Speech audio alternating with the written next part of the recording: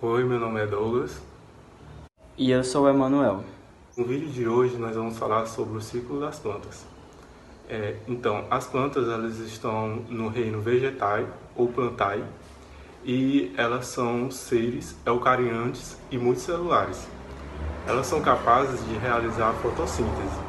E apesar de diversas pessoas acharem que todas as plantas fazem fotossíntese, isso não é verdade, pois existe diversas plantas parasitas que não são capazes de realizar a fotossíntese em si.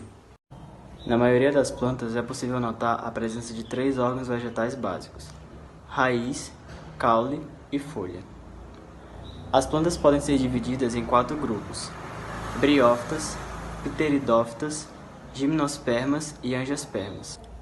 As folhas e os frutos são exclusividades das angiopermas. Uma etapa fundamental para garantir a evolução de cada espécie, e principalmente a das plantas, é a fase de reprodução.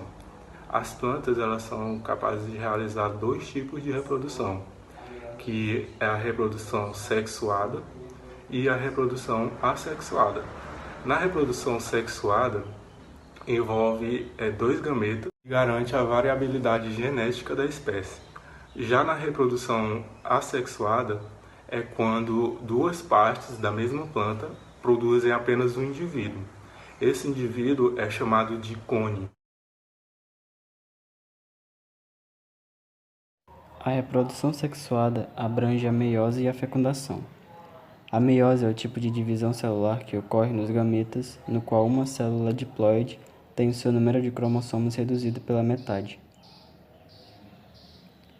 A fecundação é o processo de união dos dois gametas haploides, formando um zigoto diploide e restabelecendo o número cromossômico diploide.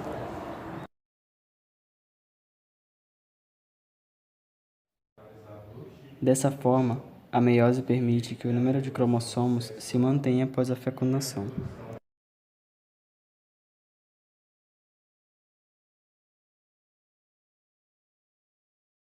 Nas plantas, este tipo de reprodução está relacionado com o fenômeno de alternância de gerações, ou seja, ao longo do seu ciclo de vida, a planta passa por uma fase haploide, denominada de gametófito, que se alterna com a geração diploide, conhecida como esporófito.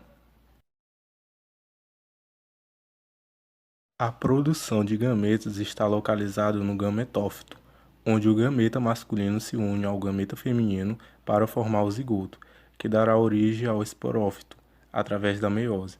O esporófito produz os esporos, que irão originar novos gametófitos, completando o ciclo.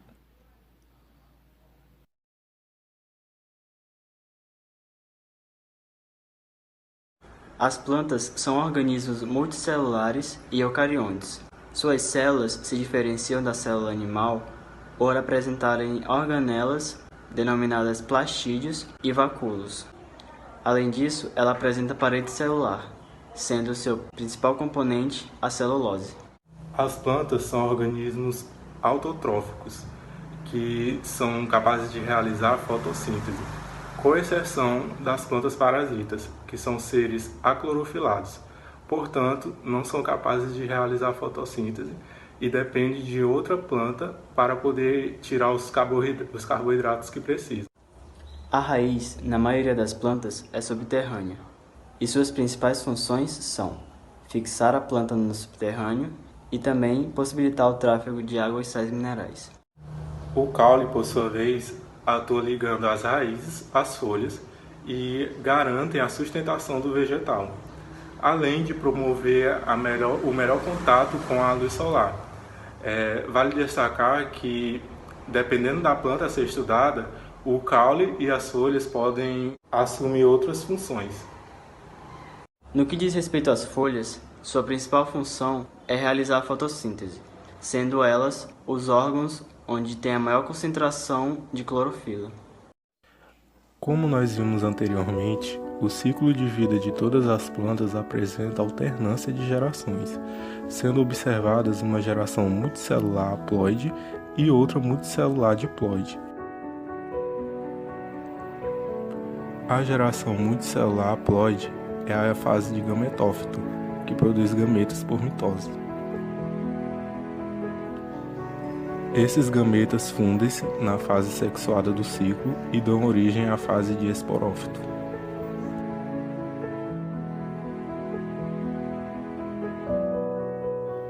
Nas briófitas e pteridófitas, a fecundação só é possível devido à presença de água, que garante que o gameta flagelado masculino nade até o gameta feminino.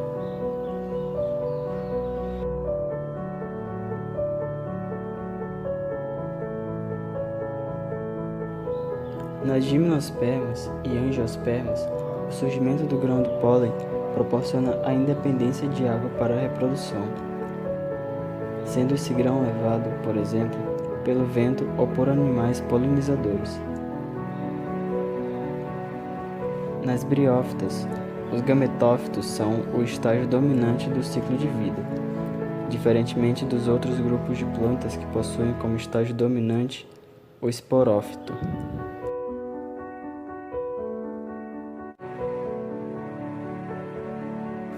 As plantas podem também fazer a reprodução vegetativa, que é a reprodução assexuada, sendo esse processo comum em várias espécies delas.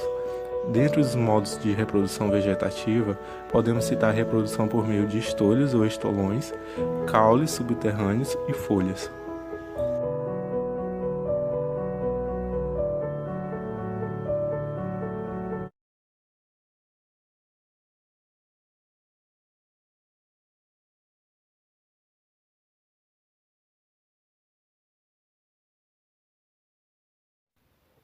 O primeiro grupo é o grupo das briófitas. São plantas avasculares e que não possuem caule, folhas ou raízes verdadeiras. A presença de flores, sementes e frutos também não é observada e depende da água para a reprodução. A fase dominante do seu ciclo de vida é o gametófito. São exemplos de briófitas: musgos, antoceros e hepáticas.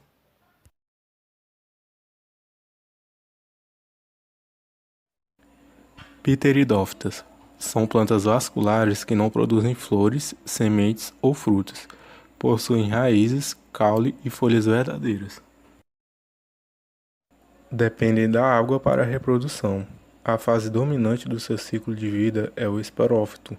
Como exemplo, temos as samambaias e as avencás.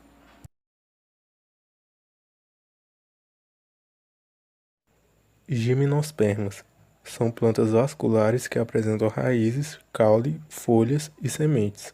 As sementes são nuas, pois não possuem frutos envolvendo-as. Nessas plantas também não são encontradas flores, sendo a estrutura reprodutiva desse grupo chamada de estrobilum.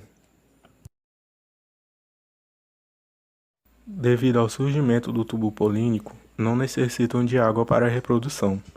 A fase dominante do seu ciclo de vida é o esporófito.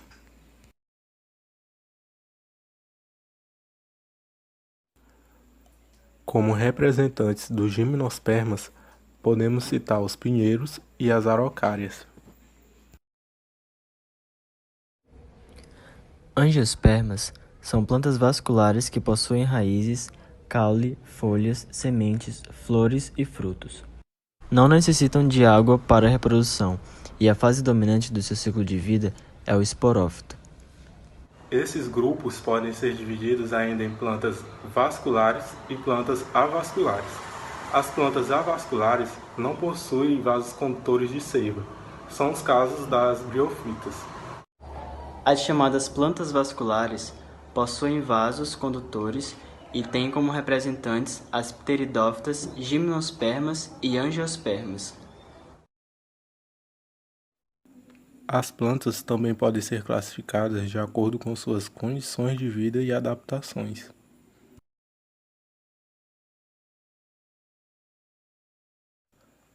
As mesofitas, por exemplo, são plantas que precisam de uma quantidade moderada de água para crescer.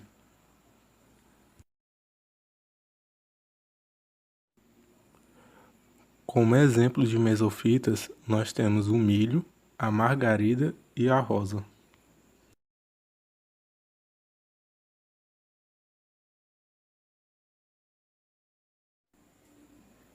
Hidrófitas. Como o próprio nome diz, elas são plantas aquáticas, que crescem apenas na água e podem ser do tipo submersa, emergente ou flutuante.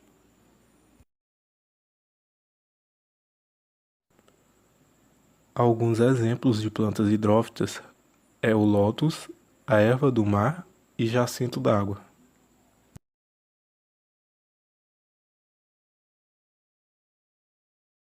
Através de um levantamento da IUCN, foi descoberto que 68% das plantas estão sendo extintas.